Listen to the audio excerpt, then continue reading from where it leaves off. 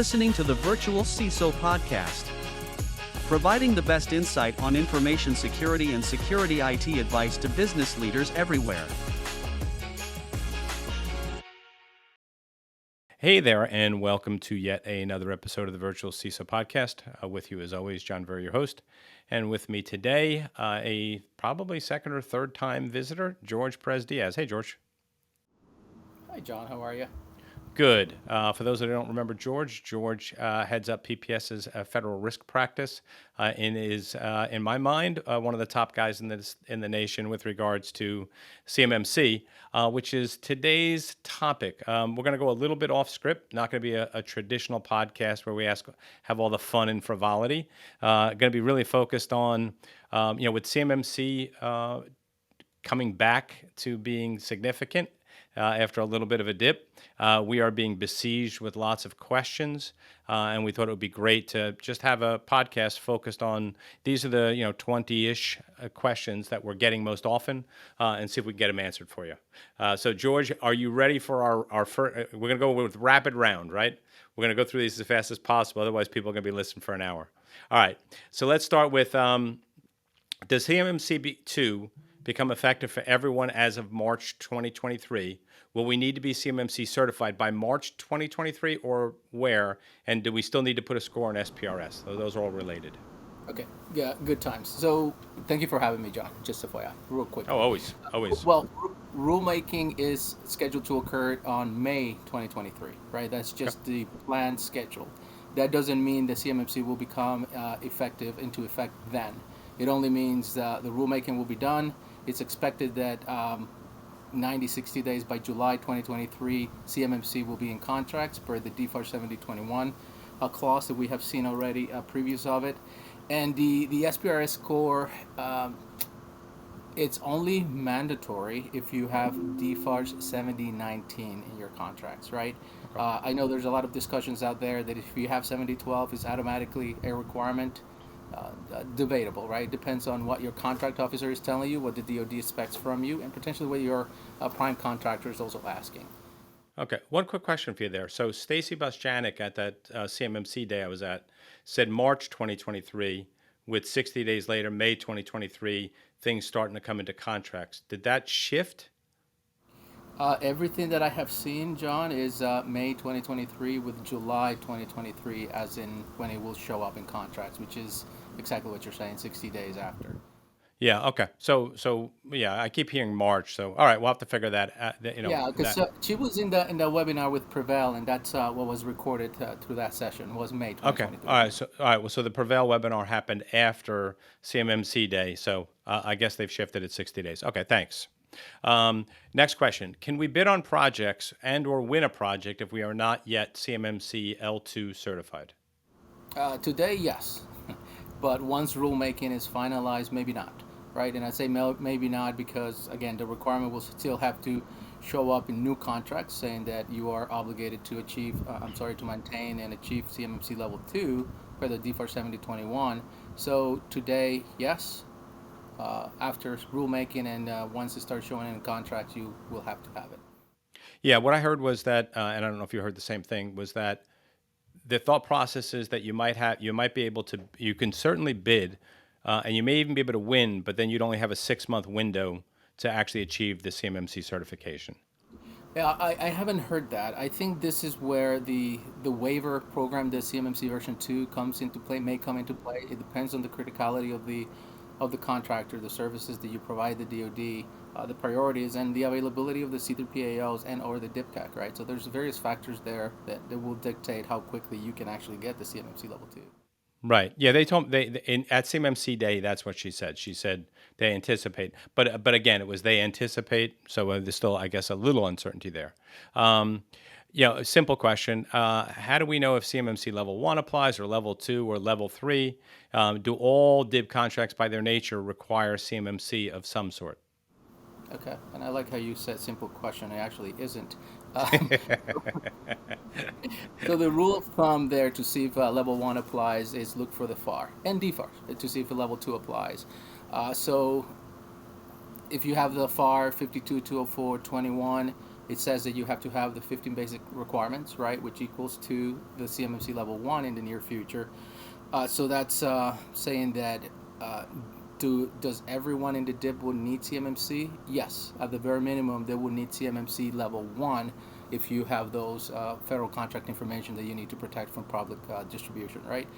For level 2, the de facto has been as soon as you receive CUI or expect to receive CUI, you have to have that natural transition of going from the level 1 that is almost automatic to having the level 2 obligation. So either one of those, it's going to be definitely a requirement to play in that space, depending on the criticality, again, of the programs and the services you're providing. Okay, good. This is one of those ones, it's more a business question to an extent than it is a specific CMMC question. But I hear this a lot. We are an X-person business, 15, 20, 5. Is it possible for a small business like us to affordably achieve compliance, or should we be thinking about exiting the DIB? Okay. Now, never think about exiting the dip, right? Look for your options and opportunities there, and find a motivation or a path that will allow you to continue to grow in this space.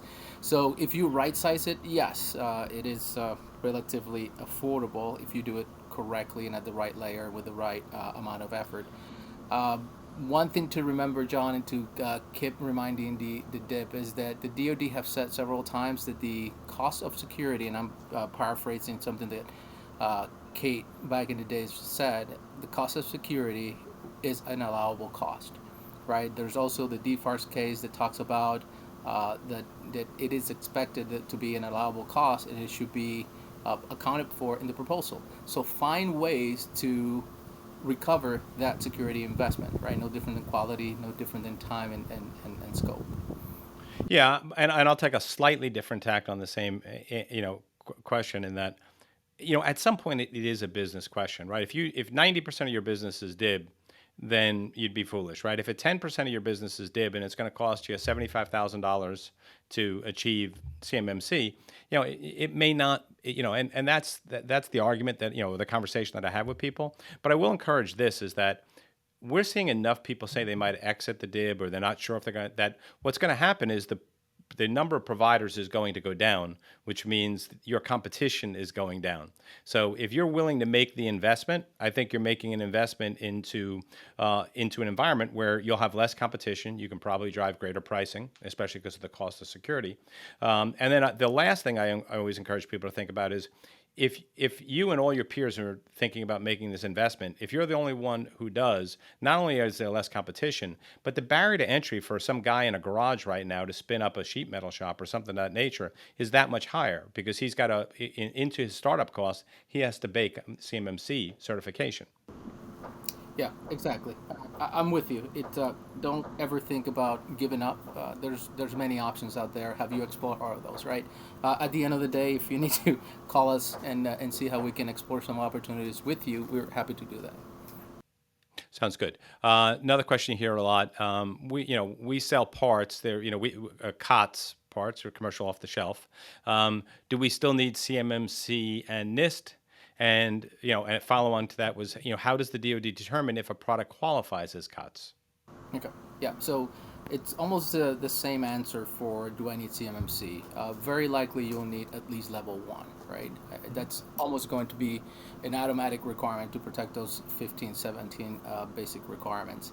The other portion to that aspect is no. Again, if it is COTS only, CMMC level 2 explicitly, DFARS 7012 explicitly calls out that it will be out of scope.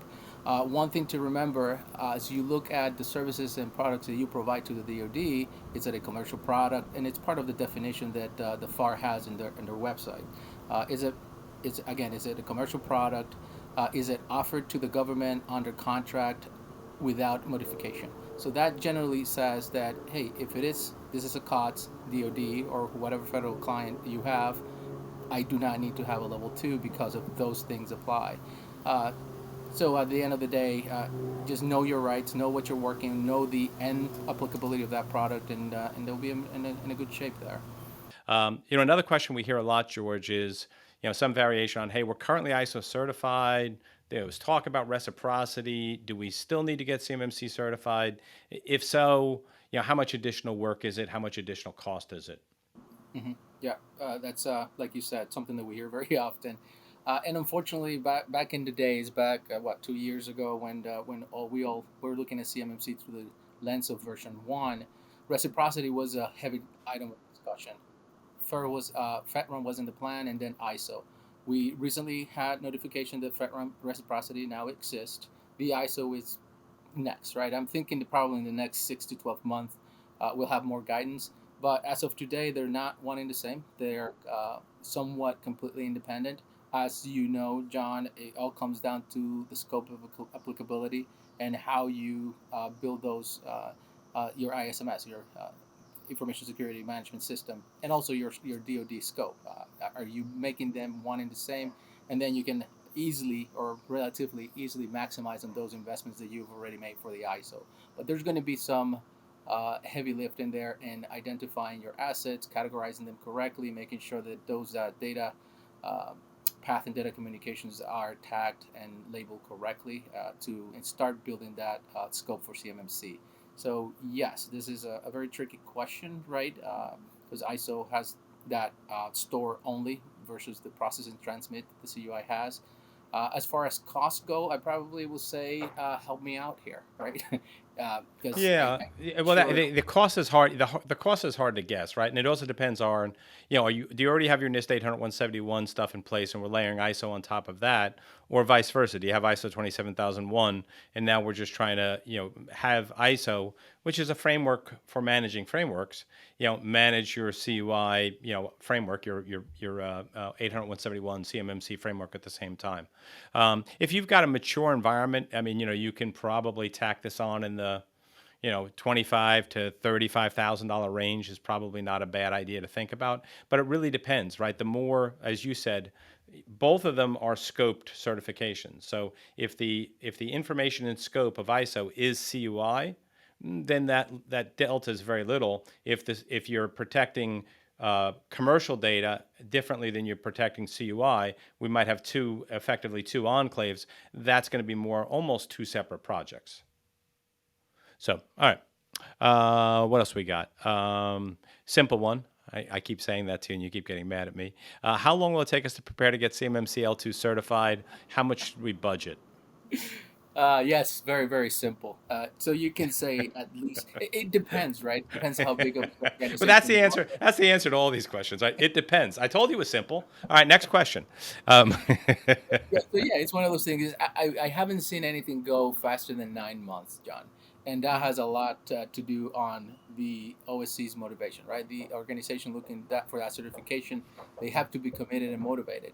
If they're not, and that leadership support, right? That cliche line item that says you have to have the leadership support, it is critical because you definitely are going to make some drastic investments. You probably are going to have to be a champion of change for your business. So it's going to be different for any organization, depending on the culture, depending on how quickly you can acquire new technologies and new processes and tools and policy, right?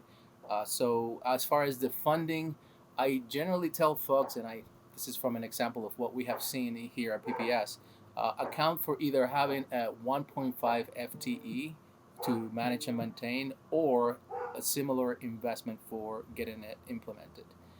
And that will vary depending on the skill level that you're looking to hire and acquire there. Yeah, and I think that I agree with you that most of the projects that we've had have gone relatively slowly, but a lot of those were sort of delayed by the delay in the DoD's review and people taking a back seat. So I would assume that as we get to closer to May 2023, that you're going to see more people being able to get projects done faster because the urgent becomes the important becomes the urgent. Right now, CMMC is important, but it has not been urgent, right? Right. Right. Yeah, and I usually tell people, and again, a global organization with, that does $1 billion worth of bearings is going to be a lot different than a 15-person DIB company. But if you look across at a 150 or 200-person manufacturing organization, I mean, I think generally speaking, somewhere between 50 and 150 might be a reasonable range, depending upon what they don't. The 150 is going to be, we really haven't done much before. We don't have a SIM. We don't have our information. We don't have a good secure form of data transmission. And then I think the lower end of that's going to be, we're in pretty good shape. We just got to button things up and implement a few pieces of technology. All right. Let's see. Here's another interesting one.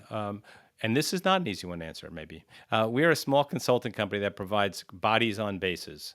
We are being asked for CMMC, although we do not actually handle any CUI on our systems or networks. How do we proceed? Generally speaking, look at the contract and what you have agreed to do on behalf of the DoD or the DoD client.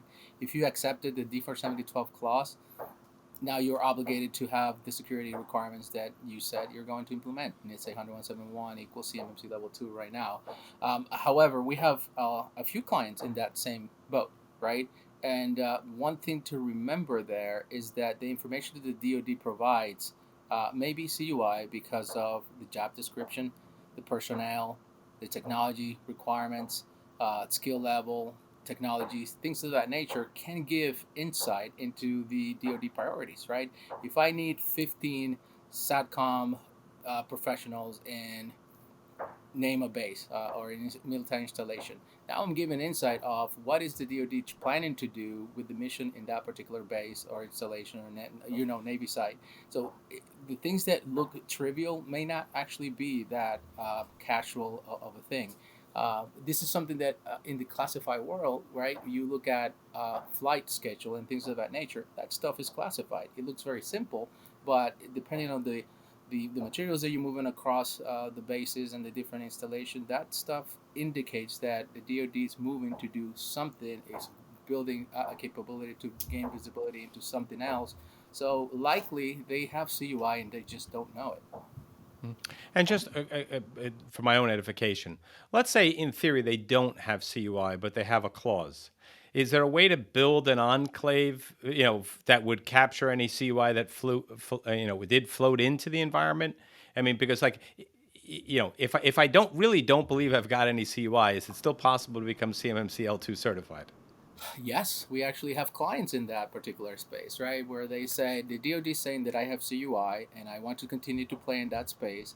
Can I get CMMC ready? And we do that, right? We build them a secure room, right? With the key and the lock and a layer over a layer and cameras and fences that it's empty, right? Whenever the DoD says, here's your CUI, they can comfortably say, I can put it here in this secure room. So there's no need to panic and running around like crazy. What am I going to do now? They are ready. So yeah, that's actually more normal than you will think. Okay, so we architect to the future state. We always architect to the future state. Well, that's true. Yeah, very, very good point. Okay. How do we know if we are a company that's going to be allowed to self-certify? I think this is going back to the bifurcation, which seems to have been on the table, but kind of they backed off of that, and it seems like it's going off the table. Yes. So I think that's what they were referring to. But yeah, John, that's actually one of the toughest questions to answer because of that. We don't know. The DoD still hasn't given clear guidance on when and if the bifurcation is going to apply and how they're going to apply it. I think it's more complicated than the DoD will think. So the message there will be: do your self-assessment, be ready for a CMMC assessment if you need it, and just do the right thing. Be prepared. If you're saying that you're ready for CMMC, ready for to handle CUI securely, then that should be the mentality there. But yeah, that one we're still waiting for it. And what I've told people is it really doesn't matter if you're going to sell. The only difference is you're not entering the order and you're saving X dollars, $30,000, $50,000, whatever that number is. But I mean, the process of getting prepared and the process of being in a position to assert that you are is the same. So it really doesn't matter. Just consider follow the same process and consider yourself lucky that you saved X dollars until finally they say you need the certification formal. Right, and we've always said that the dibcac is still around. The dibcac will still reserve the right to do an assessment at any given time in any organization. So just be Right. ready. Right. And if you're found to have not been fully truthful, and if your basis for signing off, right, and it does require a senior official signing off, right, still. So you're putting yourself at some level of risk if you sign off on something which you don't know is fully conforming. And then if you were to be audited or there was to be a claim, right, a whistleblower, then you might be subject to False Claims Acts, which can be pretty onerous. What else we got here? I like this one. Is there a path for non-U.S. companies to get CMM certified? And does that change if we are processing ITAR data? Okay.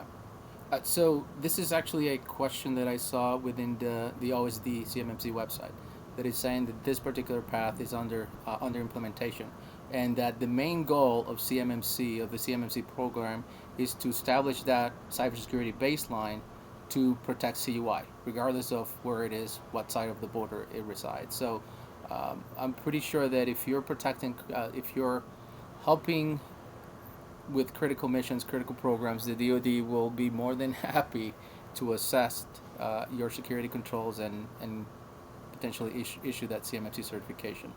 The ITAR part is it's a tricky one, right? Because the ITAR will bring additional requirements, including the potential need for a license from DOS or Commerce or whomever. I think you'll have somebody here in the near future, John, to talk about this more from a legal perspective, which I always like those discussions, right? But as you know, with the ITAR, you have the new reporting requirements. You have new encryption requirements, including end-to-end encryption. And then if you have that ITAR that comes to you, available to you with the DFAR 7012, in addition to the the ITAR requirements, you now have also CMMC. So does it change with the ITAR? Yes, you will have definitely additional requirements as soon as you start handling processing ITAR information. Right, and isn't there a little bit of a complication, or is that the letter that you're referring to? If you're a foreign company, in theory, right, doesn't ITAR data, well, it used to, right? Maybe these new regulations that you're talking about, didn't ITAR data need to stay on, at least be restricted to access by U.S. citizens? Yeah, and that's the what they call the newer interim rule for the ITAR, which was March 2020, that they say that now you can access, if you are an authorized user, you can access ITAR from outside of the U.S. as long as you're not bringing that information into that region. So essentially, But it still has to be a U.S. citizen? you still have to have not necessarily a U.S. citizen or a U.S. person. Remember, you can be a non-U.S. citizen and be a U.S. person and be authorized to access ITAR. The requirement is green card holder, political refugee, and some other descriptions that the State Department has. So that's why we use the authorized user, because you can also be a non-U.S. person and have a license that authorizes you as a person or as a company to have those folks access your control information. And the other aspect there is that connection has to be end-to-end encrypted, which becomes really, really challenging to achieve. Okay, so that the ITAR definitely complicates that being a foreign company, but both should be doable if you architect things the right way. Yes, anything Okay. is doable, right? You just have to have the right amount of money and the will to do it correctly. But yes. Here's an interesting one. Does an SPSRS score and or CMMC assessment look at the flow down of CUI requirements to our vendors? If so, what do we need to do? As 800-171 and CMMC do not include vendor due diligence guidance. And then part of that is also, we also have SaaS products that are in use. Do they have to be FedRamp certified if they might receive CUI? Okay, that's a good one. Loaded. So D4 7012 and in the subcontract section, I believe it's section M, talks about the you should include the D4 7012 clause in subcontracts, right? So yes, it's not going to be something that you find in NIST 800-171 because you have straight up 110 controls, but as a contract requirement, you are obligated to let your subcontractor know that, hey, this applies to you as well, since you're helping me achieve this DoD mission. Right now, you're handling CUI on my behalf. So yes, there's no supply chain security there, but you have to do that. The same issue is true for FedRAMP moderate, right? You can see that, or equivalent. The DFARS 7012 says that if you're going to use a CSP, it has to be FedRAMP moderate or equivalent. There's also nothing in NIST 10171 or CMMC that says how will the assessment body look for those things. So those are more of contractual requirements that you have to account for. That's what we always emphasize. Read the contract, read those clauses and provisions, and make sure that you understand and you agree and you're going to implement your CUI program in accordance with all those different caveats. Right. And correct me if I'm wrong. My recollection is that the CMMC assessment process that came out specifically does cover. So it was interesting to me that, because I always wondered how this was going to work, right? Because you've got CMMC assessment that doesn't cover DFARS clauses, but it looks like they added some specific stuff into the CMMC assessment process that does address at least those particular DFARS clauses. Correct. Yeah, and that was refreshing to see, because originally we assumed and anticipated that the C3PAO was not going to do that. That was going to be a dibcac responsibility to go look after. Granted, if the C3PAO noticed something, they had the right to report to the DoD. Hey, I noticed that these things are happening there, including the non-FedRAMP moderate items. So yes, I was happy to see that one item there. Agreed. You hear this one a lot. How detailed will a C3PAO assessment or dibcac audit be? How detailed will my procedures be reviewed?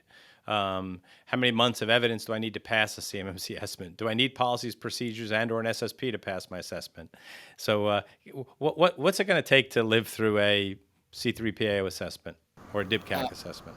Buckle up, essentially, right? The good thing about the process now is there is a review, an assessment before an assessment, right? The C3PAOs and the dibcac have realized that they don't have the time to go assess someone just to fail them, right? So yes, it is going to be detailed, but it's going to be detailed from day one. As soon as you contact the C3PAO and say, hey, I think I'm ready for an assessment. Oh, you are? Let me see what that looks like, right? So right then and there, it is going to be detailed. It is going to be demanding. So the key is to be ready. The key is to start generating your evidence today for each one of those requirements, for each one of those objectives. Document it, log it.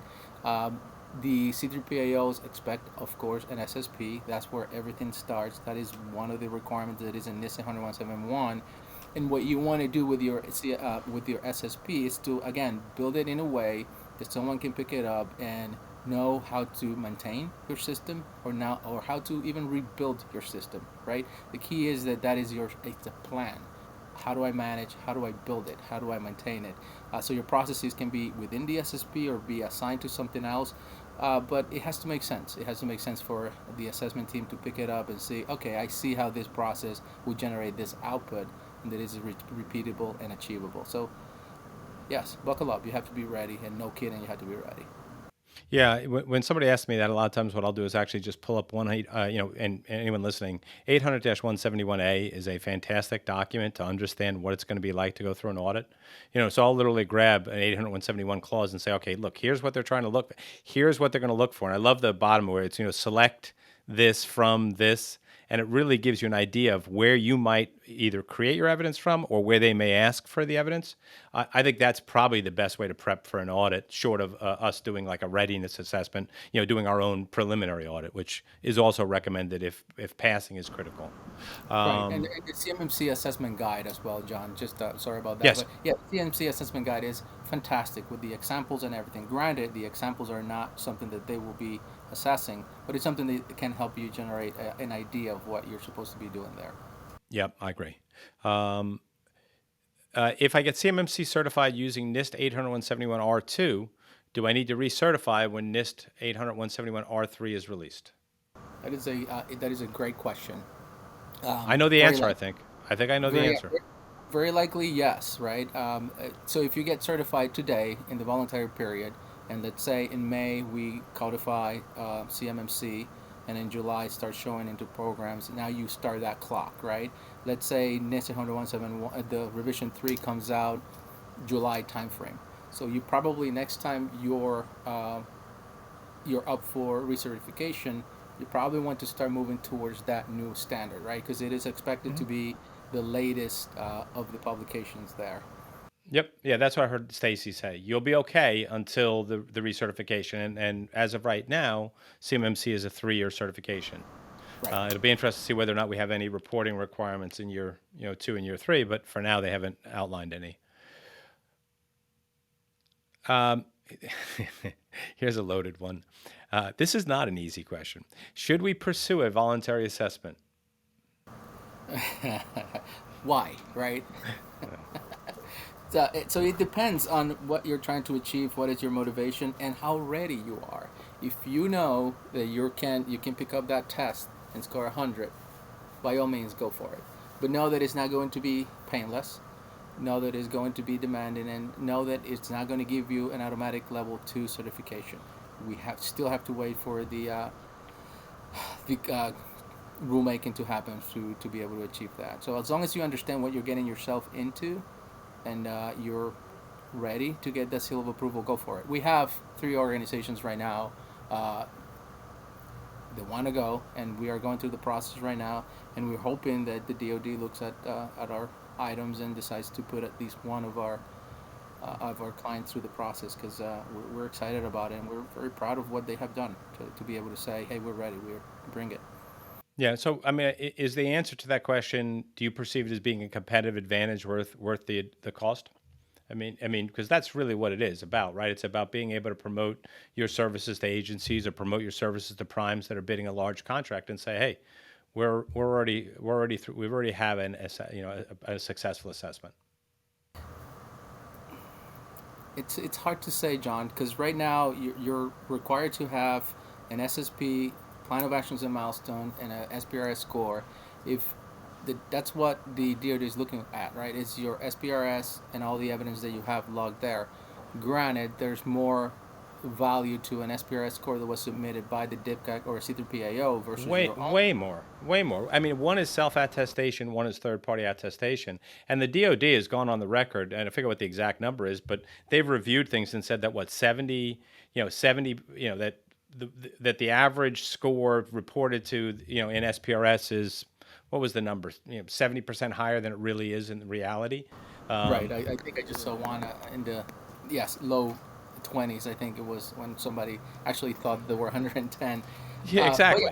So I think that like if I'm an agency or I'm a prime, and I've got somebody who's been validated independently and objectively versus someone who's self-reported, and they both have the same score, I'm definitely going with the person that's been validated independently.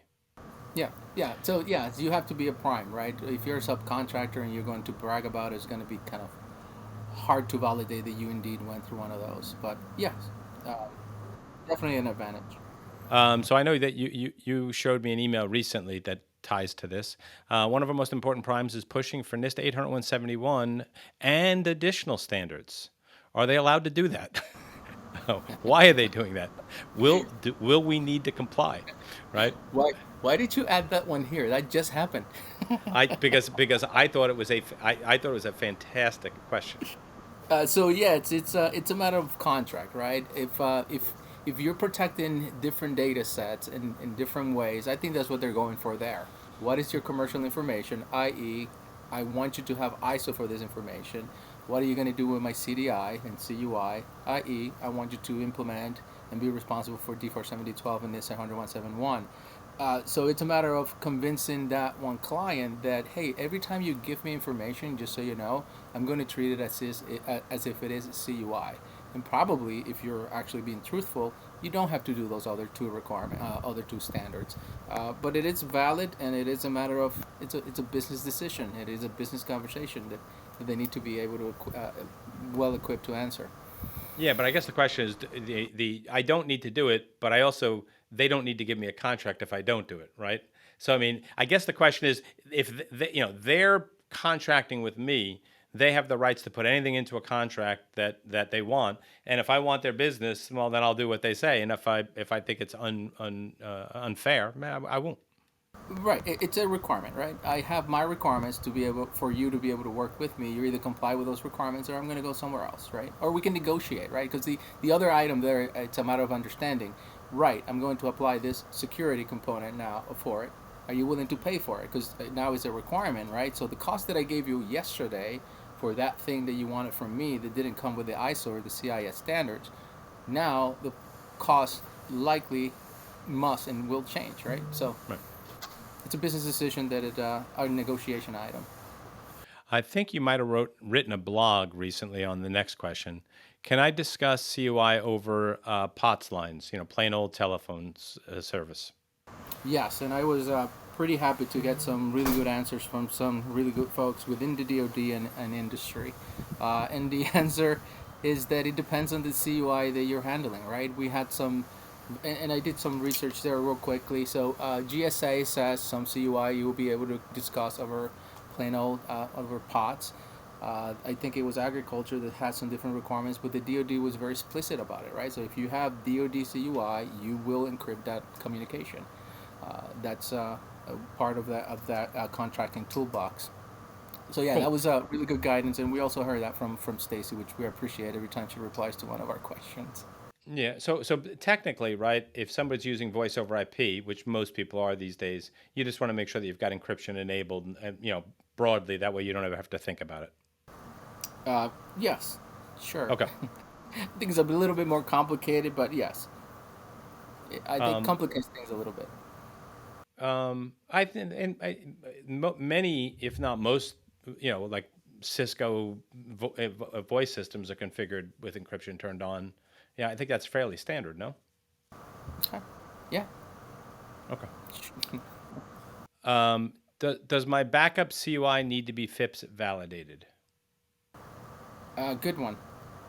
So it depends, but maybe not, right? The good thing about NIST 10171 is that oftentimes gives you the flexibility to define and design your controls accordingly. So that one requirement actually says protect the confidentiality of CUI and backup location, something like that, right? So it's not explicitly saying that you must encrypt the backup. And if it says encrypt the backup, then that means that the encryption has to be FIPS validated or NSA approved, right? So, but because it's saying just protect the confidentiality, that means that you have the flexibility to use encryption and or alternative physical security controls. Can I put encrypted CUI on a non-FedRAMP moderate equivalent SAS or CSP? That's another tricky one. Uh, so encrypted CUI does not mean that it is not CUI anymore, right? It still remains CUI the way I understand it. Put in a password on something doesn't automatically makes it not CUI, right? And if we go back to the requirement from D47012, if you're using cloud service provider to handle, process, or store, transmit CUI, then that cloud service provider has to be FedRAMP moderate or equivalent. So yes, you want to be on the side of caution and make sure that that container is authorized and approved to handle the sensitivity of the data that you're putting in that medium. Yeah, makes sense to me. Do I need end-to-end encryption for my CUI? So that goes back to the ITAR conversation we were having for that rule change in March 2020. That is an ITAR requirement, right? That it applies only if you're doing certain use cases. It's not always a requirement, right? As I understand it. So for CUI, no. CUI, if you look at it, there's nothing there that says in NIST 10171 or in DFARS that says that you must protect CUI with end-to-end encryption. You have encryption in transit and you have encryption at rest in some of the requirements, right? But there's nothing there that says that you have to have encryption in use, which will make that end-to-end encryption. Okay. Why, when, where do I need MFA for CMMC? Yeah, so I like this. I like this question a lot because a lot of the times our folks So let me see.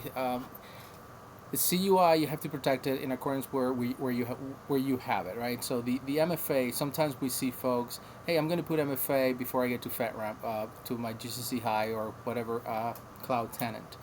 But as soon as you save CUI or process or store within your desktop, now you have MFA in the run layer, right? You're protecting the CUI that is on the cloud before you get to it, but you neglected to protect the CUI that is going to be inevitably on your laptop. So that's why it's very important for organizations to sit down and slow down and look at how and where is my CUI going to traverse and travel and interact, because you want to make sure that you do it correctly. So likely you will need it at the endpoint, at the edge, before you get to the operating system, like most organizations have it, and likely you will need it with the VPN if you have VPN, or before you get to that um, container that has your CUI.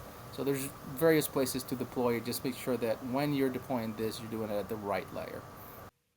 Right. So this is why I've heard you say to somebody like, really, we should get the SSP complete, understand where your CUI lives before we start purchasing anything. Yeah, exactly. As soon as they contact us and they say, here's an SOW, please don't buy anything yet. Let's talk this through, right? All right. So speaking about buying things, and this is also your answer is probably going to sound a lot like this. Do I need a SIM? And then of course the next question beyond that is, what does the SIM need to do? And I think your answer is going to sound a little bit like the last answer. Yeah, so maybe it's a little different because the AU, right, the audit and accountability family points out at a lot of you need a SIM, you need a SIM, you need a SIM, a security, information, and event management capability.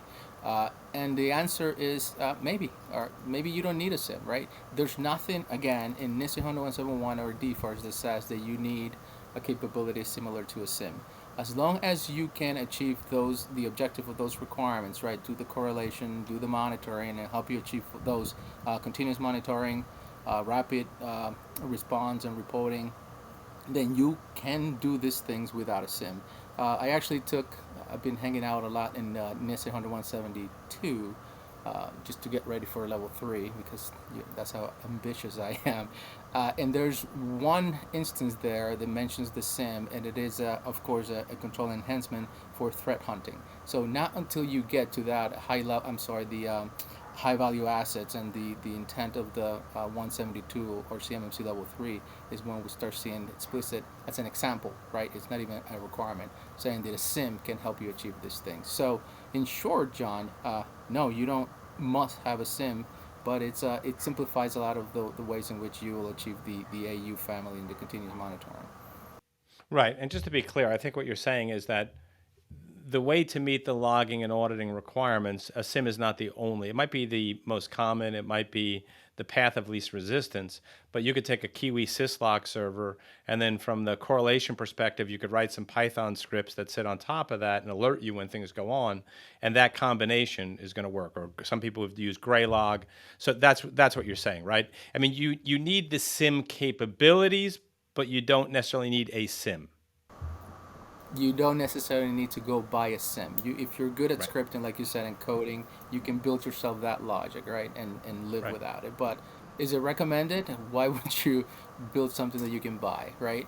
So For most people, it's probably the path of least resistance. And then the other reason why I said I thought it would sound a lot like the last answer is until you really understand like how that data, the CUI flows, to you, through you, in your systems, you don't know which logs from which applications and which systems need to actually be talking to your SIM. I mean, if you got down to a point where there's 3 systems are the only 3 systems, then you probably don't need a full-featured SIM, right? A Kiwi syslog server is going to work great.